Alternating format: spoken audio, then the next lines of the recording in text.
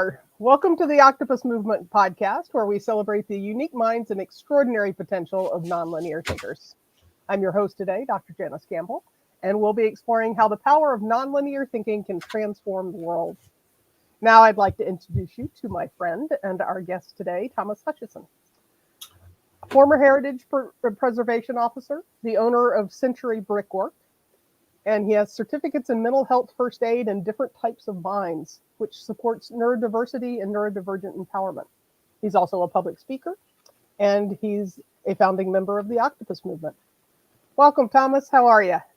Hi, thank you. Yeah, very good, thanks. It's a pleasure to speak to you again and finally spend some bit of time with you. It's first time being interviewed like this, so yeah, it's interesting. But it's great to talk to you and to, as always, to talk to anyone in the Octopus Movement, because it's just such a nice. You know, I know Perry doesn't like the word community, but I'm going to say it's just a brilliant community of people. Yeah, no, I agree. I'm always excited when I'm like, oh, I get to talk to an octopus today. Yeah, definitely. Time goes so quickly as well. So, you know, you'll have to stop me if I run off on a tangent. But I'm the queen of tangents. However, I'm pretty good about keeping us on time. So we'll see what happens today. So as proclaimed, we're talking about nonlinear thinking and how it shows up in our lives. And I'm particularly interested in you work in this space between the past and the present with the historical restoration work that you do. And I'm curious about how you weave three things into that, how your nonlinear thinking and just way of being in the world influences that work, and also how you weave inclusivity and empowerment into that work, because it mentions bricks, and you're thinking inanimate objects and buildings and things and crews that all have special meals, and so I'm wondering how you flow that all together. Yeah, sure. So I mean, I've been working in the construction industry now for about 17 years, doing various things from new build developments to listed builders and ecclesiastical properties. And up until just over a year ago now, I would say nonlinear thinking plays a part in every aspect of my life. But up until then, I had no idea that it did. So I always looked at buildings differently. I always looked at jobs differently, and understood the time that it took to build and create the things that I was working on. And like I said, up until a year ago, I really had no idea. I was late diagnosed. I had no idea that I was neurodivergent. So it was kind of an uphill struggle until the diagnosis, and that's when things for me really turned a corner, and I understood then it's essentially everything that I didn't understand before. There was always something that I knew that someone else didn't know, or always a way that I was looking at a building that someone didn't quite get or understand. And the majority of the time, I would come up against friction because of that. So because I was doing things differently, going down a non-linear route for things, or looking at the repairs and restoring heritage in a very analytical way, taking so many different factors into account at the same time. But yeah, like I said, it wasn't until just over a year ago now that I started to realize and connect these cobwebs in my mind and go, that's why I think certain ways about the things that I do. I'm very particular. I absolutely love the right thing, the right job. It's got to be correct. And people that know me will admit that sometimes I've been a bit of a stickler for that, because it's got to be done the right way. And in building and construction, you don't normally have enough time and enough chance to do things the right way now. Particularly, it's very rushed. It's very money orientated and productivity driven. Whereas heritage work cannot be like that. It is completely different. There are so many different factors that come into play when you're looking at things like natural historic lime mortar. So yeah, up until recently, I just was sat in a bush pointing in a brick wall here and there, and I loved the work that I did, but only because it took me away from the society that I was kind of hiding away from. Then, so how did you make that transition from, sitting with your brickwork and doing it by yourself and ending up working with teams? Well, so essentially, since in 2014, I had neutropenic sepsis and almost lost my life. 3 months after that, I had a car crash and nearly lost my life. And so I was struggling internally and psychologically with what was going on, and I was in dissociation. But for me, it affected a lot, but it didn't really affect work that much, because with work I was dissociated a lot, and I was just concentrating on the work that I was doing, but also listening and researching every single day as much as I could.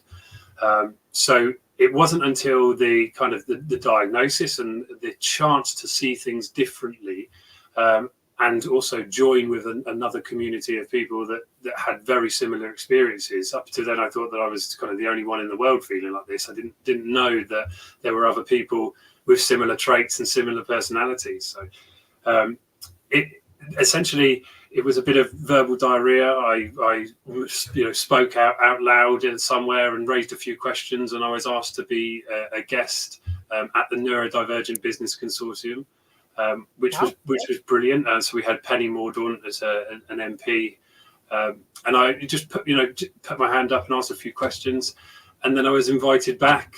Funny enough, they wanted me to come back and ask some more questions, and then before I knew it, I was hosting the event, speaking with people from all around the world essentially, but also speaking with professors and scientists in Portsmouth University. Sharing experiences and connecting with some incredible people. So I guess it was just the I wasn't afraid anymore to stand up and speak. All of my life I was told that I wasn't allowed to put my hand up, and I wasn't allowed to take part in the conversation. It made me feel like I didn't have anything to add to a conversation. I was always the one that was shouting out. I couldn't wait to ask the difficult things that no one else was asking, because in my mind that was the most important thing, and I wanted to ask it before anyone else asked the question, before I missed my chance.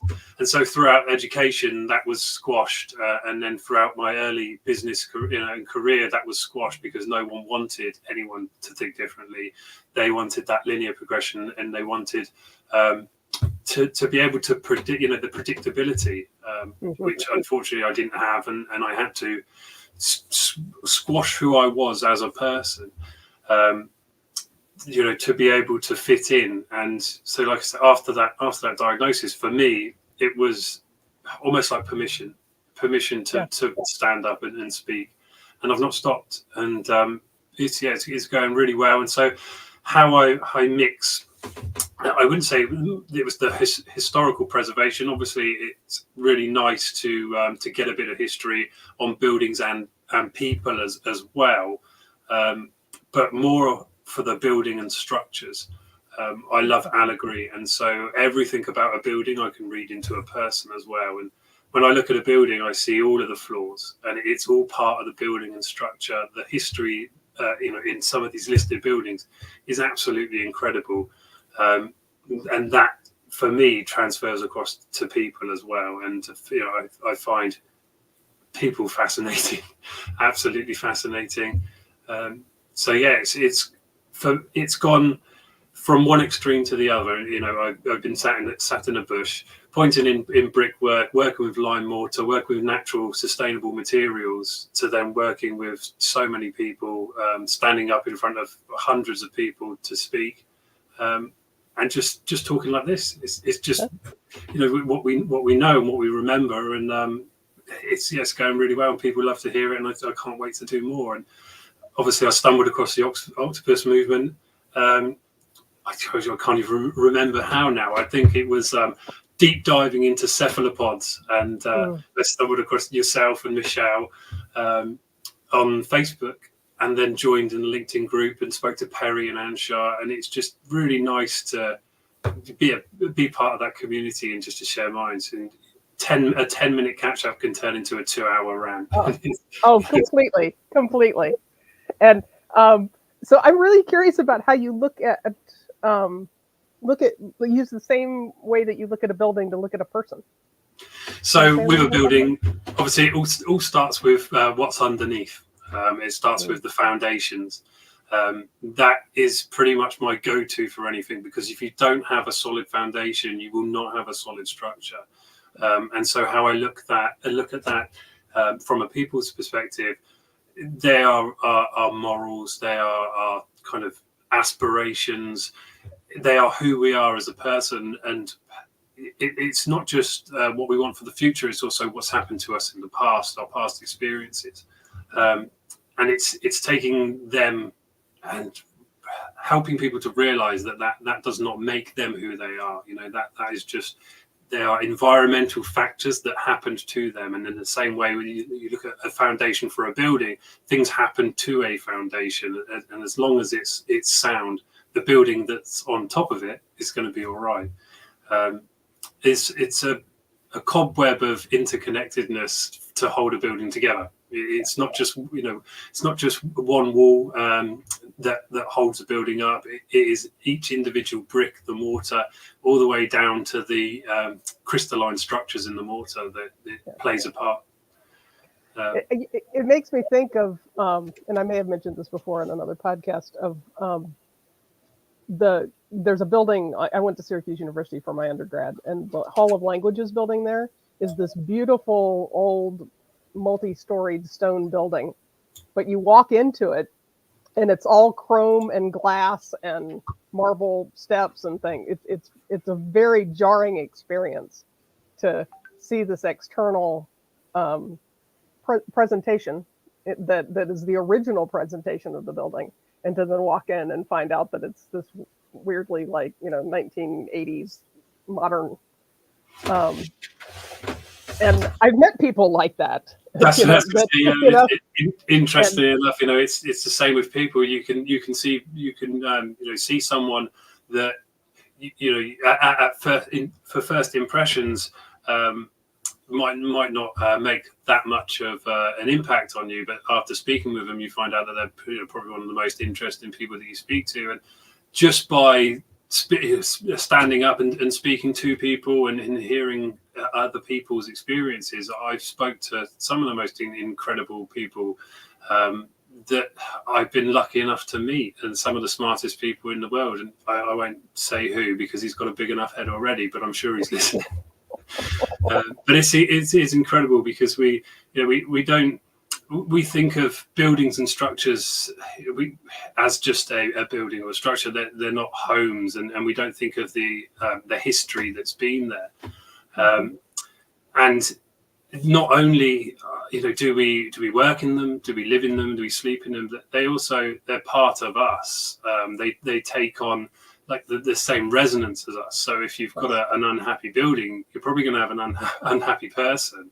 And again, it's the complex nature of these buildings that for me is my biggest love. And if you have the wrong materials, it's going to have a detrimental effect on the building. And the same with people. If you've got the wrong environment, or you're using the wrong techniques, it's going to have a detrimental effect. And they affect each other in that way too. If you've got, not just in outgassing weird things inside the building, but if the flow of a building or the flow of a space doesn't feel right or blocks how we move in it, then it's going to block how people behave in it. And yes, definitely. Even if you look back at architecture and some of the influences that have been on architecture, I absolutely love the Gothic revival. I love William Morris. He's one of my favorites, because reading through history, you couldn't see a more neurodivergent man than William Morris himself. He did absolutely everything. And the way that he spoke about buildings, I share a similarity in that. And he would turn in his grave now if he saw, rode a boat down the River Thames and saw all the buildings and structures there. It would be one of his worst nightmares, because for him and for me, buildings mean something. They're not just a box with a roof on that we retreat into. And when you see some of these new developments, they're not built to be homes. They're not built for the future. They're just built to be quickly put up as fast as possible and to extort as much money as possible. And it's never been about the money for me. It's never been about the kind of career success, because I just wanted to save buildings. That was it. And so the work that I did was incredibly hard, and now I've moved over to the surveying side of things so I can save more buildings. And again, it's going really well because I can read a building. I use my non-linear thinking. I use my dyslexic thinking to really do things that other people aren't doing. And these are things that I've taught myself over the years, just to try and stay on the same level as my competitors, because I've never been very good at maths. So, I've never been very good at estimating how long a job is going to take. So I will do things, I did things like 3D scan a wall and take it back to my house and pop it up in AR so I could walk around it in real time and exactly estimate what I'd need to do, so there wouldn't be any sort of anything there that I wasn't expecting. That's a brilliant use of that technology, to be able to sort of live in your head, live through what you actually have to do so that you can talk about it. Yeah, definitely. And so that, to me, I think that technology is probably one of the greatest things for neurodivergence to embrace. If you look at AI and what you can do with AI nowadays, in some aspects it's scary, and in other ways it's an incredible tool. And I think that's the main thing to look at this innovative equipment and innovative technology, is they are tools. So I'll use 3D scanning. I will use drone and LiDAR photography to go up there and take a picture of a chimney, because I'm not great on ladders, so I'm not great on scaffolding. So it's just easy for me it was easier for me to go up and do that. And then now that's a skill in its own right. So I can produce 3D models on a 3D printer, scale models. And I can render computer simulations and weathering simulations with the help of AI on my computer. And for me, that's easy. And it saves a lot of time. So much time. You're not having to like construct from nothing every time. And it opens up the industry to so many more people as well, because what we've learned or what we've seen in the UK is that the knowledge isn't there. The knowledge is dying out with the old trades, because we haven't had the access to give to other people. And so now with this new technology, I can take a 3D scan of a building on the inside and the outside and go to a retirement home, and someone who's not been able to get onto a building site in years can then come and give their knowledge and have a look at the building in their way.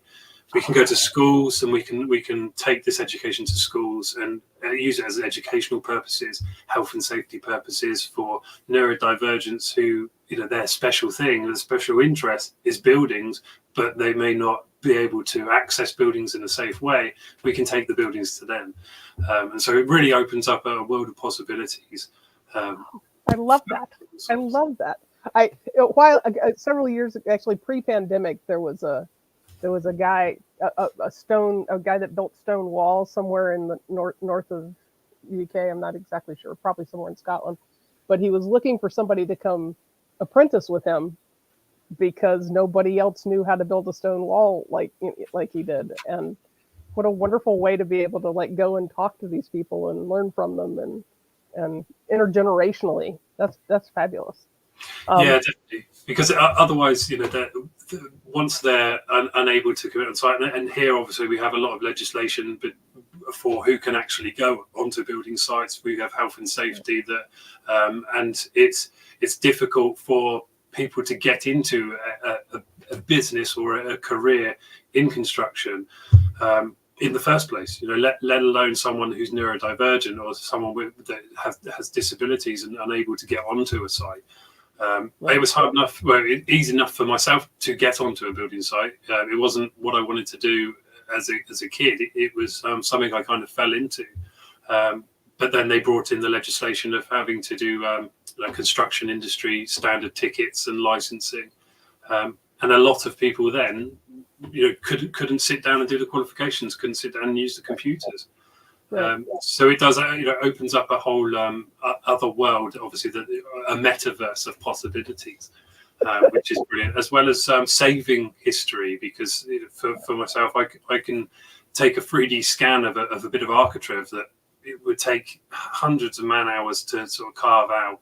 I can produce a mold of that and replicate it on demand, so that piece of history is secured, and it's not the same. It's it's not taking over labor intensive or the skill of a stonemason, but it's just opening up a new avenue, a new possibility to be able to have something that you can pass around and feel and see and as a frame of reference. Or the same with tools. We can take a profile take an image of a profile and turn it into a hand tool so that someone can use it. It's all sorts of possibilities. And so for me, that's what I really wanted to do.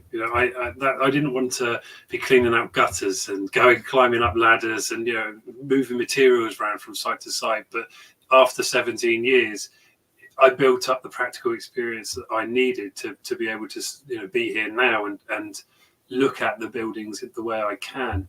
But it gave me a drive to see that all we really need in life is for those meta needs, these creative needs, to be met, so that we can thrive and be the best who we can be. There's so many people, and I've worked and helped with lots of vulnerable young adults that all they want to do is, maybe one of them wants to be a sports coach, and they've got him picking and packing in a factory warehouse on minimum wage, or someone wants to be a teacher and he's cleaning out dog kennels for a living. That breaks my heart. It absolutely does, because there were things that I really wanted to do as a kid, and I was unable. I was told that would never happen. And now we're in the future where you don't have to tell people that anymore. There are things that we can do. There are methods that we can use so that we can get into and access the resources that we need, and be whoever we want to be, which is the best thing. Well, and it also, we don't lose resources that way. I was thinking, as you were talking about doing the 3D model of an architectural piece or creating a tool, that you're stopping knowledge and experience from being lost. Yeah, definitely. And you're also in bringing this into populations of people that can't otherwise be involved in the process. You're also not letting that potential and letting those skills and those talents or those interests be lost either. So it really is, the preservation really is not just about a building. It's about people, and it's about how people use buildings, and that's brilliant. And it feeds right into the whole, Octopus Movement idea of the human mycelium, and how, you're bringing a very important piece of nourishment to the mycelium by the work that you do. And so the preservation of history, it's not just specifically limited to buildings. No, not at all. It's knowledge, and it's also it's for people as well. It's for me, it's much more about like I said, the right thing, doing the right thing, using the right materials, and you can have a building in harmony as much as you can have a person in harmony, and they both connect together. And I love the term the human mycelium, because we are really, that interconnectedness is spread out worldwide, and there's not a single thing that we do that doesn't ripple into time and across the world, because the knowledge that we have now of lime mortar, we didn't just make that knowledge ourselves. We got that from somewhere else, and you can follow stone carvings all around the world, and it's incredible. There's one that I think is really popular in America. It's called the Chyma recta, and it's a convex and concave carving, and they use it on the top of a profile to stop water from dripping down and ruining the corner of a plinth. Now, back in the medieval revival, they didn't have the description correct of the name that they used, and so for 500 years they were referring to it as something completely different, and I won't go into it because it's quite a rude description. But it wasn't until they essentially dug up a Vedic temple in Sri Lanka and found a stone plinth with the original carving of the Chimarecta on there, and the description that it was in fact a cow's eye, and why the symbology and the practical use of that was there for the corners, which is incredible. And I think that is the same way I try to view everything, of that interconnectedness, that mycelium network of tiny shoots that go off into bigger things. And that's how I love to learn, and that's how I love to think. It's kind of a multi-dimensional web. Oh, I could geek out on this with you for hours. But I am looking at the time, and as we feared, we could go on forever and ever. So, having come from a space growing up and as a young man of being limited and actually believing the limits that were put on you, to now being open to be more of who you are, or all of who you are, and explore all the possibilities that way. What would you tell our listeners about how to reconnect to that part of themselves, and the stuff that we talk about in the Octopus Movement all the time? Yeah, sure. So I believed the limits that were imposed on me, but that's not to say that I rolled over and took them. No, I didn't mean to imply that. I rebelled as much as I could against everything that I could, because I knew that there was more, and I knew that I had value to give that wasn't being recognized. So I sought that from absolutely everywhere. And so my words of advice for the younger generations out there is to just find what makes you happy and stick with it, because that will never change. It will maybe transform into something else, but you need to have these meta needs fulfilled.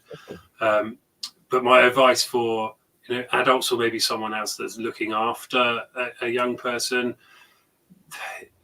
that you need to believe in them. You need to believe in your kids, in the future generations, and just be there for them. Let them grow into what they need to be, and don't try and control, because we're all facing the hereditary trauma that we've grown up with. We're all just trying to do the right thing, however that turns out to be.